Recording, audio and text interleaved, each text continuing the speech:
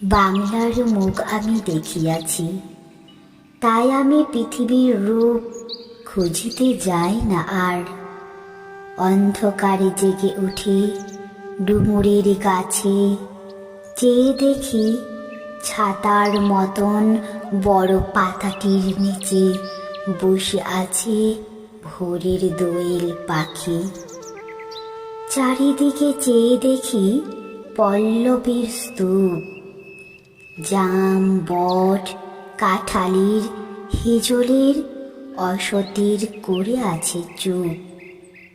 ফণি মনসার ঝোপে সতী বনে তাহাদের ছায়া পড়িয়াছে। মধুকর ডিঙা থেকে না জানি সে কবে চাঁদ চম্পার কাছে এমনি হিজল, বট, তমালের নীল ছায়া বাংলার অপরূপ রূপ দেখেছিল। বেহুলাও একদিন গাঙ্গুরের জলে ভেলা নিয়ে কৃষ্ণা দ্বাদশীর জ্যোৎস্না যখন মরিয়া গেছে নদীর চড়াই, সোনালি ধানের পাশে অসংখ্য অসত্য বট দেখেছিল।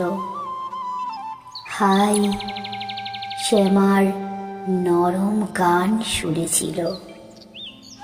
একদিন অমরাই গিয়ে ছিন্ন খঞ্জনার মতো যখন সে নেচেছিল ইন্দ্রের সবাই, বাংলার নদী, মাঠ, ভাটফুল ঘুঙুরের মতো তার কেঁদেছিল পাই।